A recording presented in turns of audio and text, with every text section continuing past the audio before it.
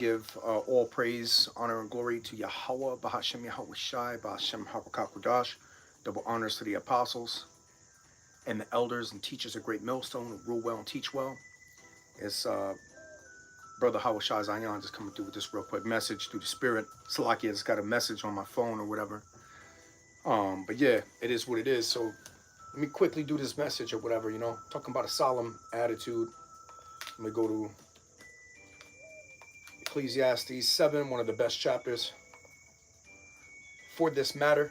Okay, definitely something you want to incorporate in your spirit.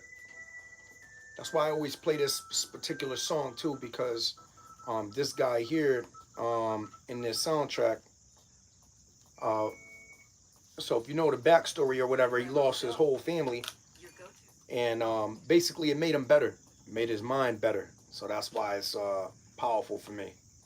You know what I'm saying? Through the spirit. So I play it. But anyways, and it's just a game or whatever, but it's still a spiritual game, All right, so let me go to this. This is Ecclesiastes 7:2. It is better to go to the house of mourning than to go to the house of feasting, which means celebration. For that is the end of all men, and the living will lay it to his heart, which is your mind. So you got to stay cognizant of the fact that these celebrations and all these often rejoicings and parties and different things, that's where the people who are going down go, okay, primarily. Now, we'll have different things where times where we rejoice or whatever, because life is a balance. But at the same time, just take heed to the scriptures. Ecclesiastes 7:3, sorrow is better than laughter. For by the sadness of the countenance, the heart is made better. The mind is made better. You can see clearer. Spiritually, you can see a lot clearer, man. Okay? And it's important to put yourself in a solemn state of mind. Even when things are going great, brothers, you still got to put yourself in a solemn state of mind. Now, why do you think I'm saying that? Because I'm speaking from experience. All right? Speaking from experience, man. Ecclesiastes 7:4, the heart of the wise is in the house of mourning, but the heart of fools is in the house of joy or mirth. Yeah, they're always rejoicing. They're always celebrating. They're always chilling. You got people who are always going to a club, always going to a party, always waiting on the next party. They're not plotting the next time where they can get into a solemn state. Why do you think prayer, meditation is so important, man? Hold on. Slocky brothers had to message somebody about something that needs to get done. So anyways, man, let me go to Ecclesiastes 7:5. It says, it is better to hear the rebuke of the wise than for a man to hear the song of fools. Okay? And basically for somebody to correct you, that's better than rejoicing and singing and dancing and all that bullshit. See what I'm saying? Like this young generation listening to shit like Ice Spice and Cardi B and shit. She really played out. Cardi B's really played out now, because it only take about a year or two to get played out. But nonetheless, the little Doja Cat shit like that, the next party and all that, that's not where it's at, man. That's gonna be death. Those people that are looking for that will die. That's why you got to put yourself in a prayer, meditative state in prayer to the Heavenly Father. All right. And that's very important, man.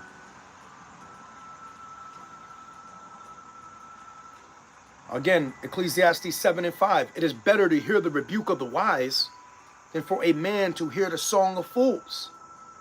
So they're playing all these different little tunes or whatever, partying, rejoicing. You think you're missing out on the party? You're not missing out on the party. You're gaining wisdom.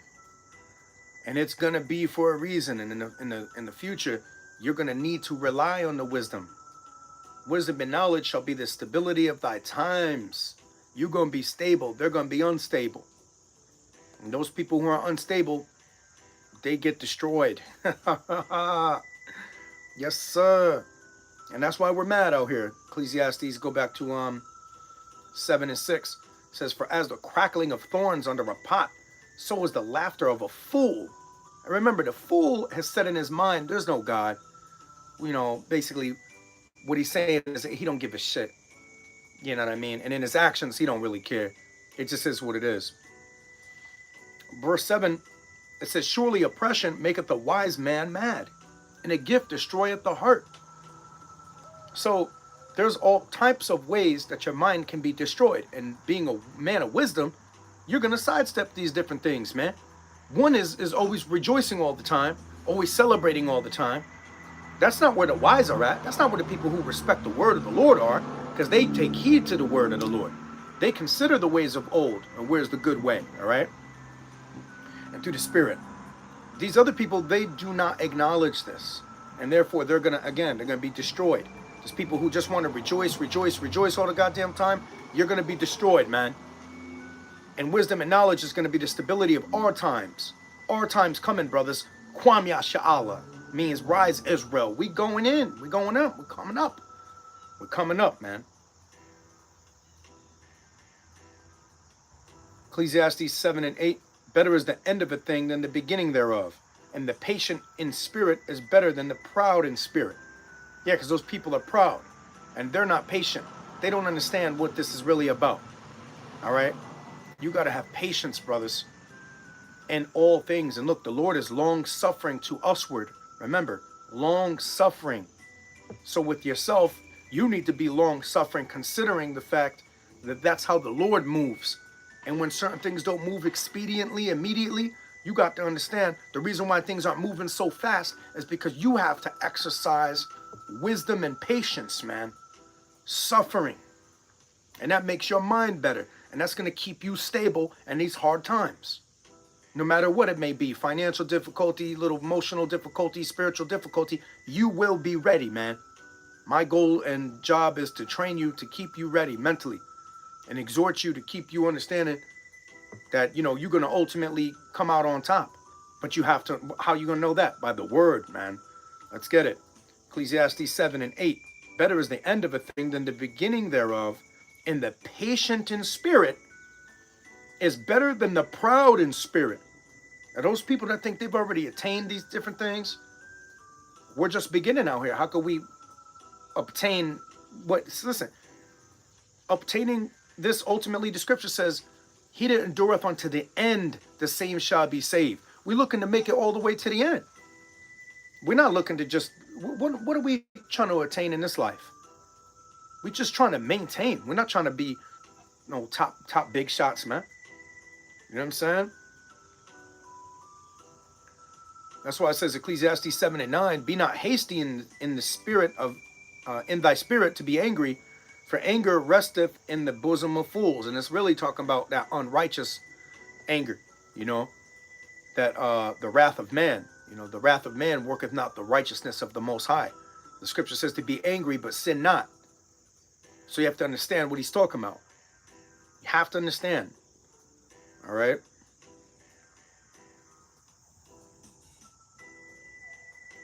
Let me skip down to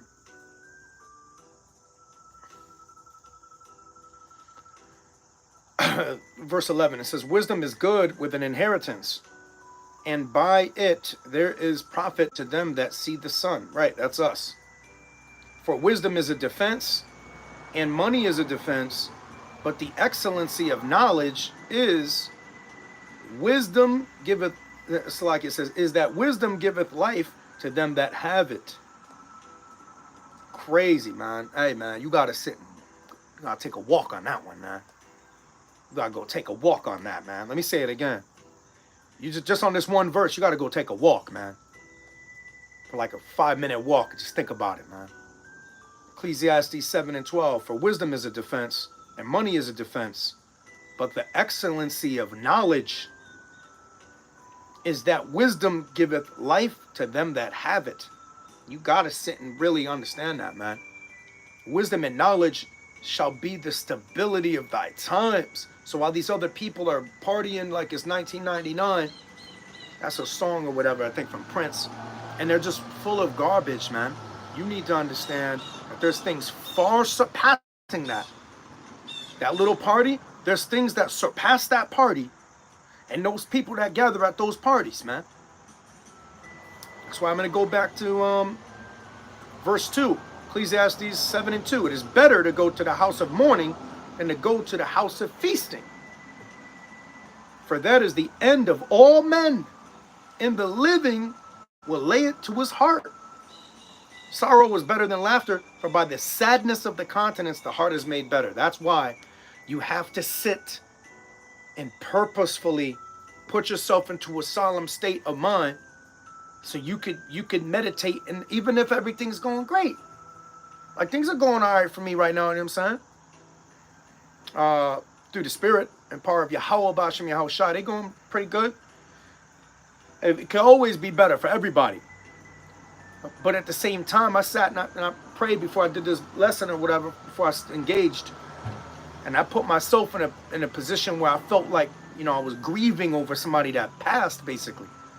Like in that mode, I was like, yo, let me get into grief in solemn mode, right? Now let me look up the word definition for solemn real quick, man. Check this out. This is real hearty right here. It's a lot of meat right here. Solemn says adjective. Formal and dignified, like a solemn assembly. It's solemn. The Passover is a solemn assembly. You are not there to be like, hey, yo, son, it's the Passover. What's good? That's the annual Passover. And they're freestyling and shit. That's not, we're not there to do that, all right? We don't need DJ Premier on our Passover playing the beats and shit. We're not, and MCs, we don't need that. It's talking about being serious. So it says, not cheerful or smiling, serious. You see me cheerful and smiling right now? Absolutely not. It says, here's some similar words. Serious, earnest, grave, sober, somber, unsmiling, poker-faced. I like that. Poker face, man. Stoic, you know what I'm saying? That's what it really should be. Introspective. Now, you look at the word introspective, it's talking about taking a look inside, deep down. And to be introspective like King David, right? He was introspective in the psalm, like Psalm 51 is an introspective petition and supplication to the Most High. He's saying, my sins are ever before me. I'm not trying to run from who I know that I've done, the things I've done. I'm putting it out there and I'm letting it be known. But I'm going to give, you know, this my attention and contemplate, like it says here, contemplative, thoughtful, preoccupied, deep in thought, pensive, meditative, like I told you, ruminative, owlish, bookish, studious, sedate, staid. Those are some powerful words, man. Dour, humorless. Let me see what else. Yeah, because that's a powerful one right there. Let me get the other definition here. It says characterized by deep sincerity. Now that's being solemn. It says he swore a solemn oath to keep faith. Again, sincere, earnest, honest, committed, wholehearted, heartfelt, sworn. So yes, being solemn is being sincere. Sincere, contemplative, introspective, thoughtful, and serious. And I mean, meditative. These all, that's exactly what we're talking about, man. And before you enter prayer, you have to get into that mode right there. That's that sweet spot where you could hit that home run through the spirit and get your prayers heard. Because you're sincere. Now, the sincere thoughts of men, the Lord considers those, man. The prayer of the humble shall pierce the clouds, right? Or pierce at the clouds, roughly paraphrasing, man. So when you're humble, and you have to, in order to be humble, you can't be joking around, and it's not together with that. You can't be a humble jokester bullshit artist. You got to be stern and serious and earnest, grave, sober, somber, unsmiling, poker-faced. You're not playing, you know what I'm saying? A man is known by his look, right? So yeah, that was beautiful, you know, in Ecclesiastes 7 and 3, sorrow is better than laughter. For by the sadness of the countenance, the heart is made better. You become a better person. And you're going to need it because, again, wisdom and knowledge is going to be the stability of your times. Going back down once again to recap, Ecclesiastes 7 and 12, for wisdom is a defense and money is a defense. But the excellency of knowledge is that wisdom giveth life to them that have it. So even better than the money, the wisdom and the knowledge is beyond that. It giveth life. You're going to be in the scriptures. You're going to be meditating on the scriptures. You're going to be all right, man. You're going to be okay, you know. Call all Yahweh Hashem Yahweh Shai, man. Let me get some cross references to this too, you know. Beautiful. And look, we know the Lord's got a hedge of protection around us, you know what I'm saying? We know what it is. Even though we catch little hell or whatever, we always keep coming back out on top because the Lord is he's orchestrating this. It's for a reason.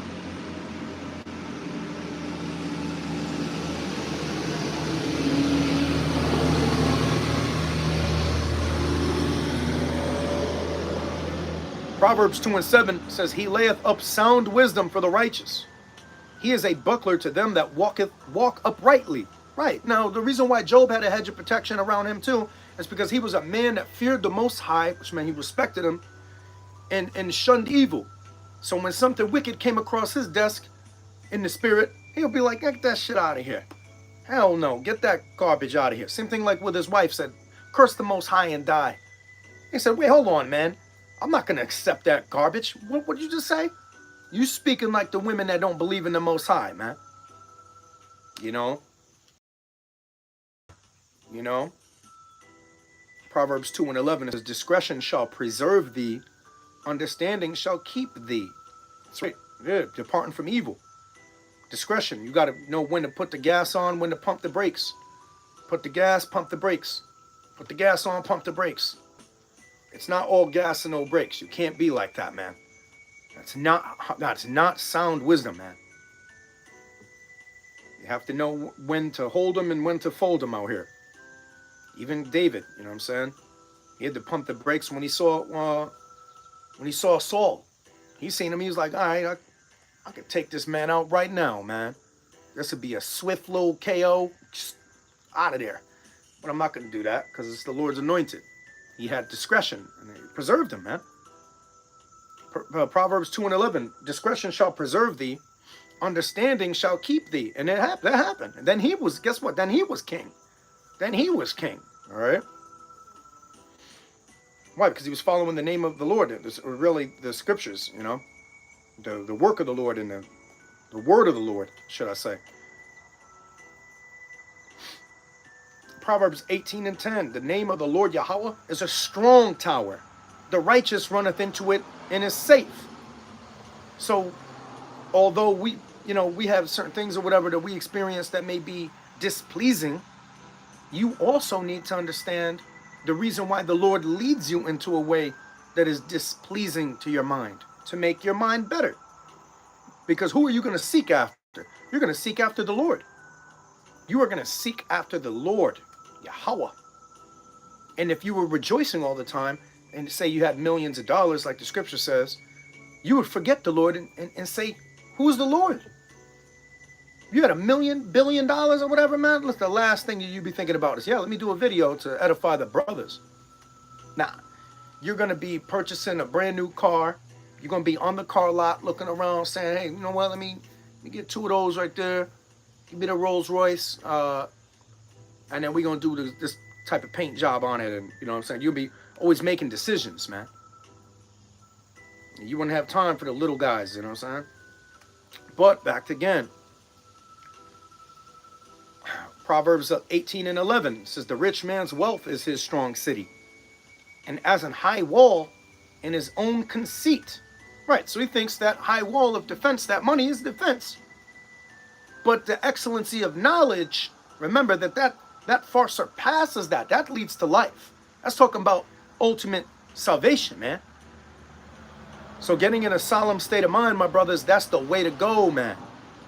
Even if shit is popping, cracking, whatever you just classify it. Things are going good. Let me talk regular. Things are going really well for you. Even though things are going very good for you, you end up, putting yourself in that state of mind. Like, look, I'm not going to get so excited because, You know, I need to stay even keeled. You know what I'm saying? Because this thing is like it's like a pattern, up and down. You know. So when you're up, expect at some point something's gonna happen. You know what I'm saying? To come down. But you have to understand that Isaiah 33:6, in wisdom and knowledge shall be the stability of thy times, in strength of salvation, the fear of the Lord Yahweh is his treasure. So the respect to the word is the treasure that you men should be really safeguarding, man. The excellency of wisdom and knowledge, man. Or ultimately the excellency of knowledge, which tends to life.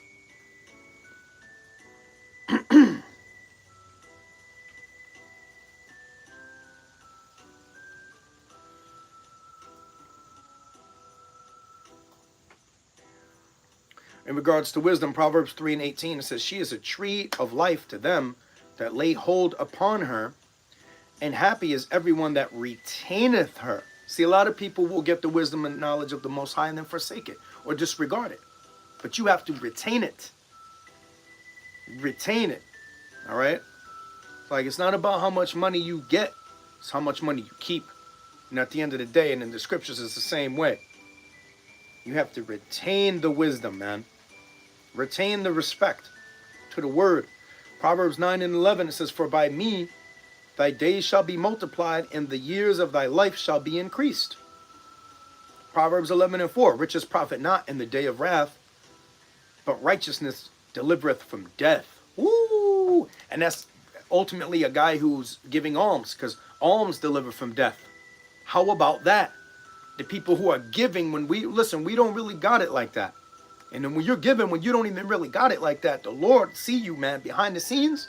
He sees what you did, and he's going to return it back too. Because it's an act of faith, man. It's just like when Abraham was going to sacrifice Isaac. He was right there like this, about to smash. And what he did was, before that dagger came down, he was like, no, hold on. The Lord basically told him, nah, chill out. It's all good. Chill out. You already passed the test. You good. You good, money. You don't got to do that, man. You know him? All right, so call all Yahweh Hashem Yahweh Shai, man. So with that, I'm just gonna end it right there, my brothers. For sake of time or whatever. I try to keep my videos around 20 minutes. So Abba Rata's out, man. This was a edifying lesson. I was gonna give all praises to the Most High, Yahweh, Bahashem Yahweh Shai, Bahashem HaKodash. Double honors to the apostles and elders and teachers at Great Millstone who rule well and teach well. It's Brother Howard Shai Zion once again, back with another lesson, man, through the Spirit. And you brothers, man, take what I said to heart, because it's very serious, deadly serious. And that's where our minds need to be at, man. Go somewhere, pray and meditate in a solemn state. Put yourself in that solemn mode where you feel like you lost somebody close to you. And just put yourself in that state of mind. Watch, you're going to be much better off today, man. All right, with that, shalom, shalom.